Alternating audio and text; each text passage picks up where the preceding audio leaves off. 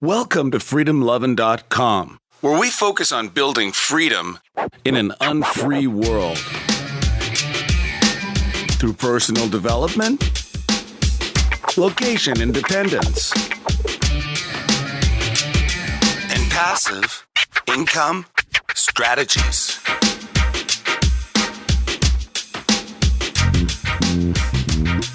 Now here's your host, Kevin Koskela. All right, welcome to Freedom Lovin'. This is Kevin, and this is episode number 46. And today I'm joined by two guests, actually, and they are Dustin Overbeck and Joe Meenan of TeamZen.io. Hey guys, welcome to Freedom Lovin'. Hey, it's great to be here. Hello, Kevin. Nice for having us. Thanks for having us. Absolutely. Yeah, so let's just get right into it. Why don't you tell me your story, your background, like how you got to where you are. Okay, I guess I'll start real quick. I'm originally from the United States, and I was working for a new startup in LA in 2007 called SpotRunner, and they got a ton of money for venture capital, and I moved out there to get started in a new job and was basically asked to resign within a month. And so I retreated and decided, well, what is it that I wanted to do with my life? And I wanted to do that location independent thing. And this is way before I heard about, all these podcasts and stuff. I had moseyed on into Barnes & Noble and saw the book 4 Hour Workweek by Tim Ferriss. Yep. And that just kind of brought clarity to what I wanted to do. And I had a business plan way in the back of my head about doing websites for towns, for municipalities. And I had done a couple in the past, and I decided to write a business plan and got a little bit of money together to upgrade the server and hire out and create some new software and everything. And then that's what I've been doing for about 7 years, was doing website design for municipalities. And I've kind of automated that pretty much, where I have a team in the Philippines that does a lot of the work for me. Mm-hmm. And about a little less than a year ago, I met Yo through this Dynamite Circle, and we started a mastermind together. We're getting involved in different projects, and then we decided about 3.5 months ago to develop this new project called TeamZen, which is more of a product related to people who want to work remotely with virtual assistants, to kind of streamline the process and basically to create standard operating procedures in a way that's easy to share. Awesome. So it's Yo, not Joe, like I pronounced it. No, Yo is fine, but Joe is fine as well. So okay. Most of the people say Joe, so that's fine with me.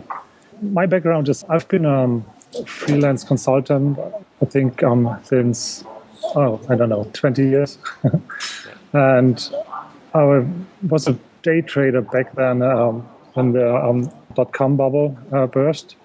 That's where I lost lots of money, and I had to go back to the corporate world to make some money. And so I ended up in the financial industry here in Frankfurt in Germany, and which made me really miserable over the years. I spent there I think 12 years in total.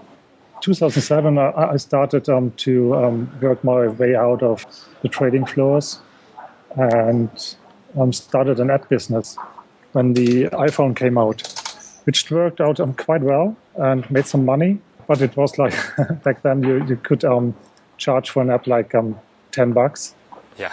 And so the business started great, but then over the time it went sour because I wasn't able to build a funnel into the App Store. And I was kind of naive because I thought Apple will do the marketing for me, which is, looking back, quite stupid, but everybody makes mistakes. So this was my big mistake. And yeah, that's why I thought, okay, what's next? When I cannot build a business around the App Store, I need to find something else. And that's why I came up with the idea to build a SaaS business. And eventually, I wanted to go into the yoga business software space. It was too big for me because I'm a solo developer. So I joined forces with Dustin now, and we will build the SaaS business around SOPs. So I don't know if you have read the book Work the System. Yeah, I have, and actually, that's why I was actually really excited about your what you guys are doing with your software, because I read that book probably, I think it's been about 2 years, and I was really excited about it. Actually, I found out about it from Dan's podcast, and they did a show on the book and how they're using it, and I was like, wow, this is amazing stuff. And then I started down the path of creating some documents, and that's about as far as it went. So I never really got to, I kind of just put them in Google Drive, and once in a while I'll have one of my virtual assistants go in there and update this or that, but I haven't really done a good job of, kind of automating a lot of parts of my business and really documenting things. So is that kind of like, how did you get in, like, what was the inspiration for you guys to get into this business and create TeamZen? Well, you originally had the idea, something that was going to be useful to build it as a software as a service. Yes, I saw a talk by Cam Collins, and he laid out his process of how he documents his business and how he involves his team to improve the business processes within his business. And this was very inspiring because it really was great stuff. And then I heard from Dan and Ian the same thing. And so I started, even as a solopreneur, to document my own procedures. Like, for example, if I have to prepare my tech stuff, I have a procedure for this. And it brings down the amount of time you have to spend with a certain task or process. So it even helps if you're working solo, but in a team, certainly it's much more helpful. Cool. So how does it work? I mean, you said it kind of it allows you to keep track of time, and how does that all work? And how would it help someone like me or somebody like you said, like a solo entrepreneur that is got maybe a few VAs in the Philippines and has a few things outsourced but wants to kind of get more organized with that stuff?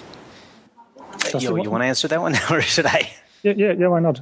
It helps you can set up different categories where you put up your SOPs.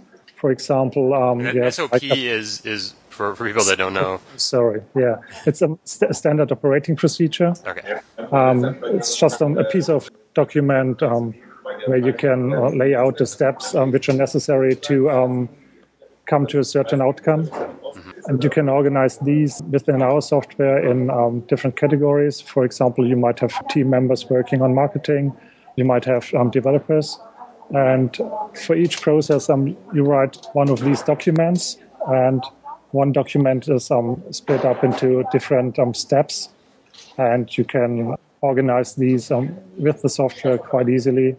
You can rearrange steps, and you can easily format bulleted lists. And so it works like all of this can be done through Google Docs as well, right? Mm-hmm. But which is easier with our software is like you would be able to assign different SOPs to your team members, and you as a business owner can get feedback where one stands and how much of the SOP has been done. It goes in a direction of project management, really, but very simplified. So, and it enables your team to improve the processes, which is very important. So you don't do it as a business owner, but your team improves your processes. Yeah, and that's the ultimate. That's the ultimate goal, yeah. Yeah. Part of the inspiration behind this, too, is I have a team of people, virtual assistants, or they're project managers, support people, customer service people, and data entry people, including graphics designers, all in the Philippines. And when in the past, when there were questions, they would ping me. It was on Skype. Now we use HipChat. And they'd say, hey, Dustin, how do I do this? Or, I've got a question about this. And so here I am working throughout the day, trying to live up to the 4-hour work week, which isn't really possible, but maybe 4 hours a day at minimum. Yeah. And I'd be working on that, and then every an hour, half an hour, whatever, there's another question. And the answer is with me. And the problem is if I get hit with a bus, where are those answers going to reside? They're not going to reside anywhere. It's only in the temporary memory of the people who've done them in the past, and they may be correct or maybe partially correct.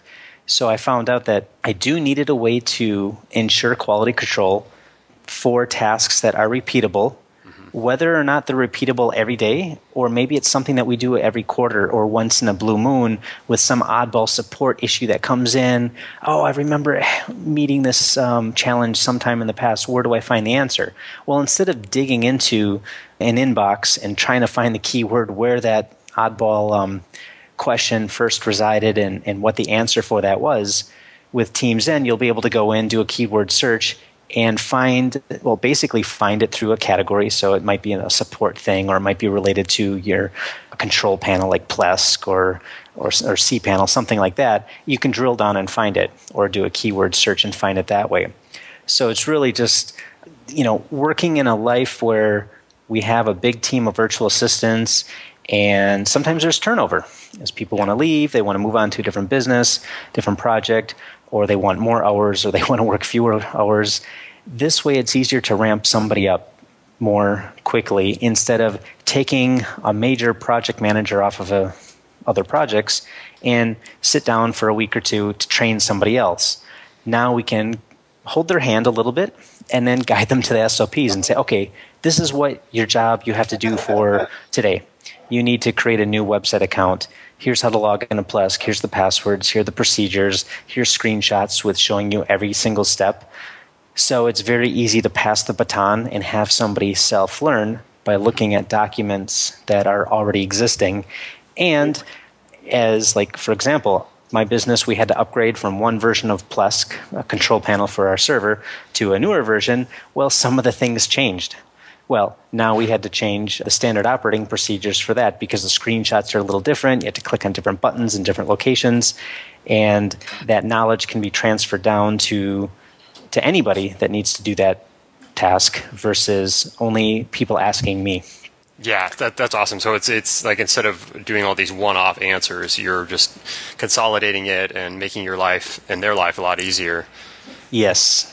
Yes. Is there one particular area that you see, like either in your business or in other, like maybe people that are using the service, that is more conducive to, like, that you get more out of it? Like, where do you see the most value? Is it like a specific type of project, or?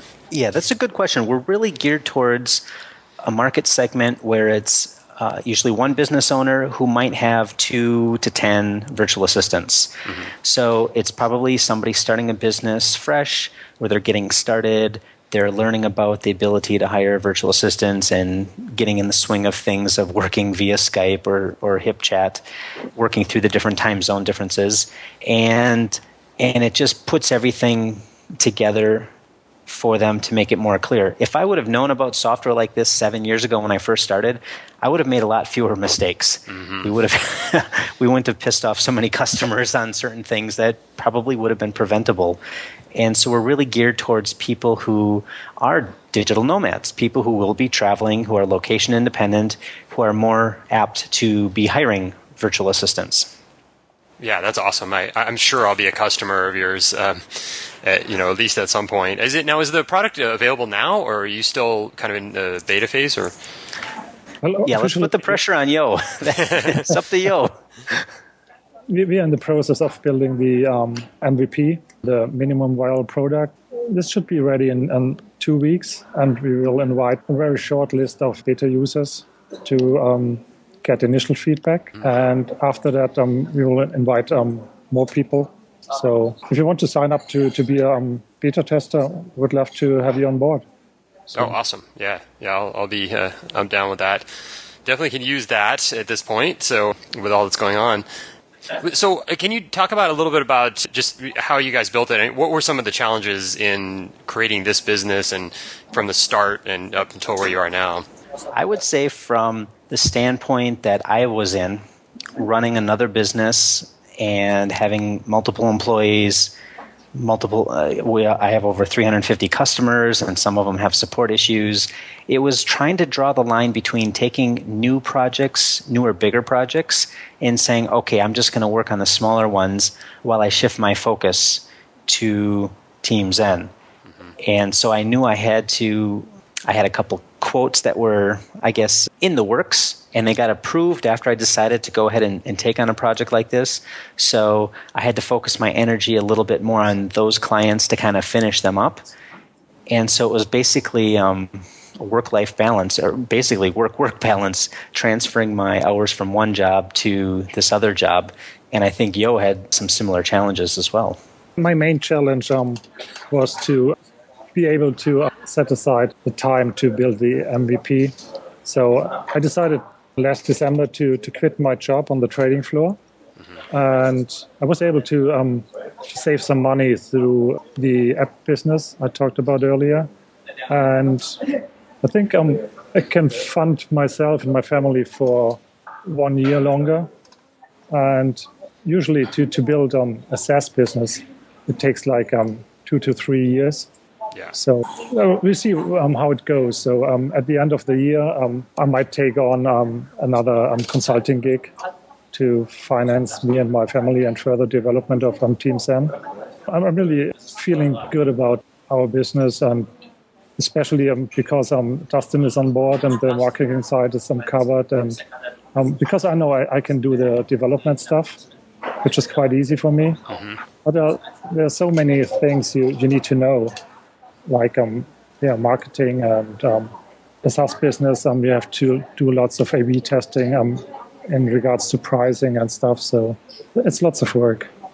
Yeah. So would you recommend that somebody that has never really done much in business, if they had an idea they thought was a good idea, would you recommend them getting into a SaaS business, or do you think that's something that you need to kind of build up experience in other areas and then work your way into it? I think the major advantage of a SaaS business is that it can bring in recurring revenue.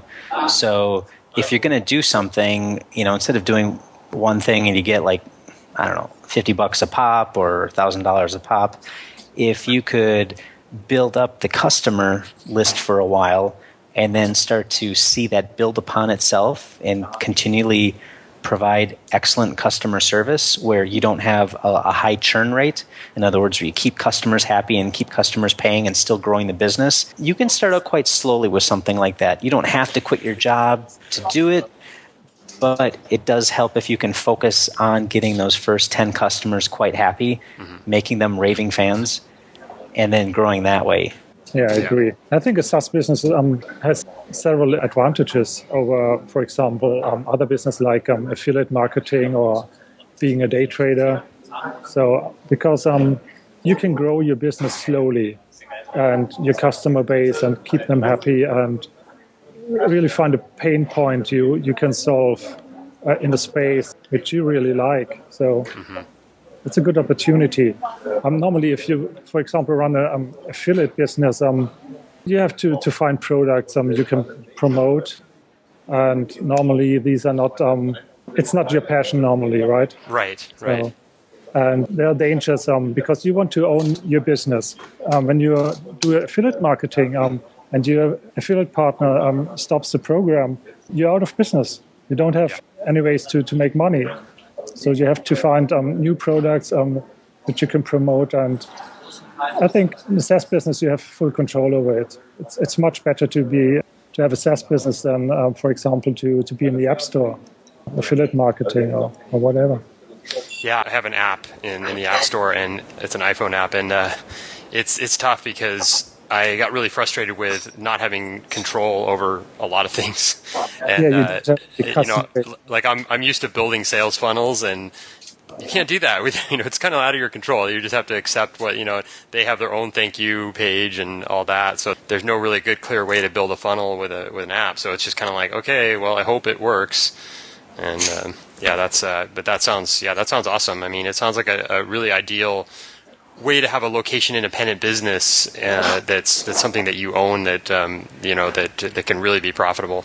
Now I want to talk about location independence a little bit because that's what I love talking about and so my show is kind of about. But and Dustin and we talked a little bit over email, but just kind of wanted to get like what prompted you or what inspired you to become location independent and to have this kind of lifestyle?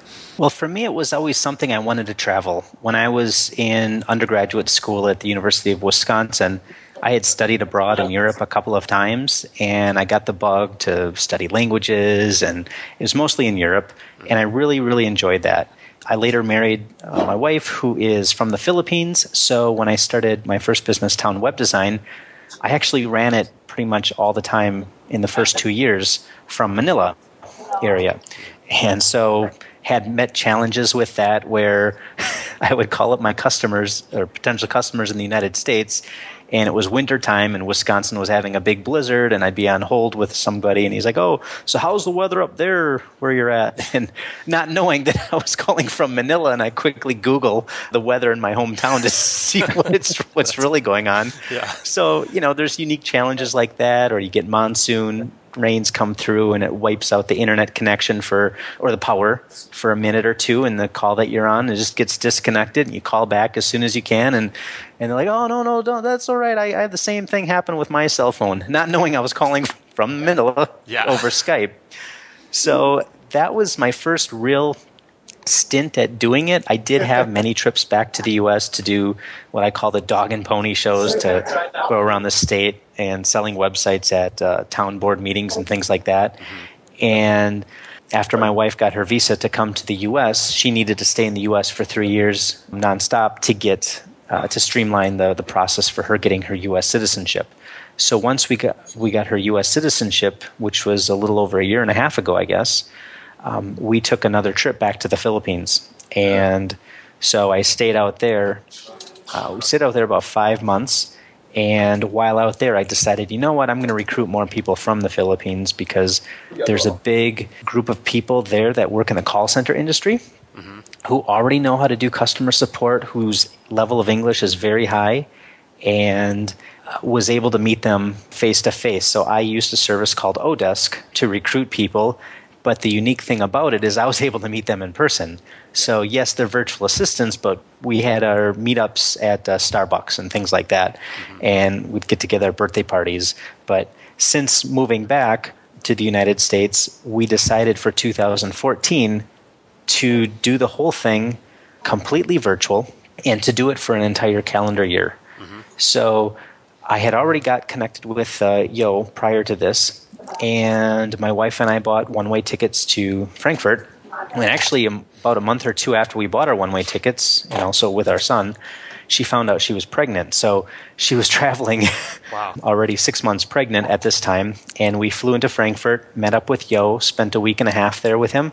And then we continued on to Italy for a while, met up with another person who works location independent, actually rented an apartment together with him for a month and a half. And then we were planning on just coming to Romania for another 3 months, because that's what our visa allows. And then we were going to continue onward, and the baby was going to be born here in Romania. Well, after 1 month or so of being here in Romania, we loved it so much, especially in the city we're in. It's called Brașov, and the people are so friendly, so kind. I found a really nice co-working space. There's some other entrepreneurs here. A lot of them work with NGOs and other nonprofits. And the cost of living is relatively low compared to Western Europe. Yeah. That we looked into the process of staying long term. So our second son was born here in Romania, and we worked with an attorney to we had to start another business. Both my wife and I are on the paperwork, and then that allowed us to get a visa to stay here more long term. Okay. And so we're going to stay here for about another 10 or so months. Wow. So you'll get to experience a Romanian winter. Yeah, we'll experience everything for all 4 seasons, I guess. And I've heard the skiing here is supposed to be really good, the skiing and snowboarding. So I'm looking forward to doing that once the snow starts coming up. Nice. Yeah, that sounds awesome. And I mentioned on my email, I wanted to be in Romania this summer, but that may be postponed a little bit. I'm not really much of a winter person, so I may put that off to like spring next year.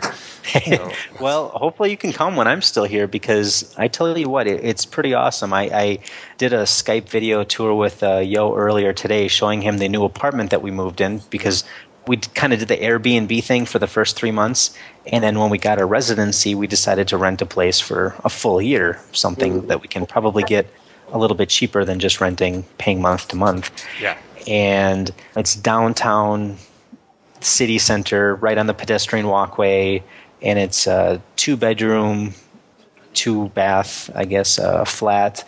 and we're only paying something like 500 euros a month, which isn't crazy. It's maybe like $725 a month, Yeah. US dollars. And, compared to cities like New York or San Diego and places like that, that's dirt cheap. Oh, yeah. That's amazing. So, and we're in the thick of everything. I mean, at night, if you like really quiet time, maybe you don't want to live in a city center like where we live, but it's kind of neat because at night we can hear the dance music kind of playing in the background because there's a rock and roll cafe like 2 floors away from where we are, so we hear a little bit of the boom, boom, boom, boom. But yeah. I like that. I like that. There's people walking around. They're not crazy, weird, drunk people stumbling around at night. We feel very, very safe here. And I think a lot of people, when they go to Europe, they realize how safe and friendly it feels compared to some of the bigger cities that are in the United States. Yeah, I could definitely see that. That sounds awesome. So, have you faced any challenges, like as far as being location independent? And you mentioned some things in the Philippines with like Skype connections going out. But as far as like just traveling around and being able to kind of meet enough people to feel comfortable where you are and have the business connections that you want and all that, has that been a challenge at all? Yeah, the way I see it in the Philippines, the big challenge I have is getting a really good, constant, stable internet access without paying a ton of money for it. Yeah.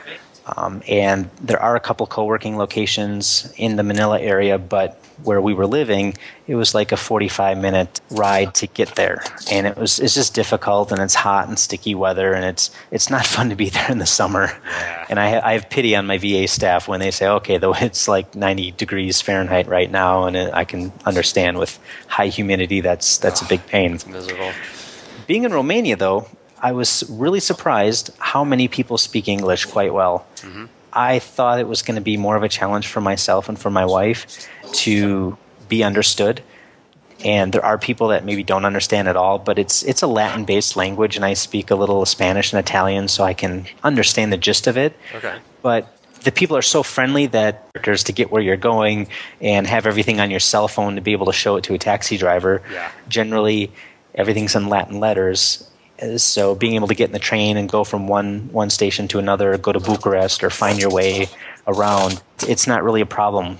A lot of people, I think, before when we were coming to Romania, they're like, oh, Romania, why do you want to go there? There's a bunch of gypsies, you're going to get robbed and pickpocketed. Right. And that's been the furthest thing at all from reality. Yeah. I was told by some Romanians that when the borders opened up for the EU, all the bad Romanians went to Western Europe to pick pockets there, and all the good ones stayed behind. So, if anything, this is like, I would think one of the best places to work location independent because the internet speeds are so fast. The cost of living is relatively low. You can eat out nice dinners every night, rent a really nice apartment. Maybe the only thing that I see could be another negative right now in Brasov is I don't see other Americans here. I don't see other Canadians. I don't see other people working independently like I am. Yeah. So it's kind of like the potential to grow. I really think that there's an opportunity that once other people see what really exists here, especially if they don't want to live on the beach lifestyle like in Thailand or in the Manila or Cebu or Saigon, whatever, that to really feel and live in the true sense of what Europe is like and experience the four seasons, this is the destination. I would say that this is the utopia. And I have traveled everywhere, all through Europe and through different parts of Southeast Asia. And even my wife, she used to work in the Middle East and worked in the Philippines and then has also traveled a little bit through the United States. She and I both say this is one of the best places we've ever been to. Wow, I'm totally sold. Now, do you think Bucharest would have a little bit more of the kind of expat community? Or? Yes. I feel like I'm one of the only Americans walking around in Brasov, but I'm not like hanging out in a lot of expat places anyways. But Bucharest being a capital city that it is, there are a lot more Westerners. There are many more location-independent people, I'm sure. There's a lot more co-working spaces. But it's also a city that has a different feel because really Romania is built from 3 different zones. Mm-hmm. And this zone is I think it's called, I can't remember the name, but it's Transylvania, Wakasia, something like that. And Bucharest area is a different zone, so it has a different feel, different vibe, I guess. Yeah. And it's a bigger city too, so you get that feel from that just a very large city. Right. Cool. That sounds awesome. Now, Yo, are you also location independent, or have you been in Frankfurt for a while? Well, I have a family, and my kids are are in kindergarten and school. So it's not that easy to travel now because my older daughter, she's like 7 years old, and she's making friends now, and she doesn't want to move that much. So I should have done it earlier, like when the kids are little, you can live a location-independent lifestyle. But yeah, I'm really into it because that's why I'm building a SaaS business, because later when my kids are older, I will be able to travel as I used to. In the past, I traveled to, I think, nearly a year through South America and Central America, which I enjoyed very much, and through the United States. And yeah, I used to travel a lot. And when you have family, it's a little harder. Yeah. So now I make more 2 weeks vacations. But that's great. I mean, you have the option, and in the future, you can, like you said, you can take advantage of it. So that's. I think that it depends on your personality. Well, I'm more a convenient person. I heard of lots of families who travel with their kids, even if they are in the school age, and they homeschool.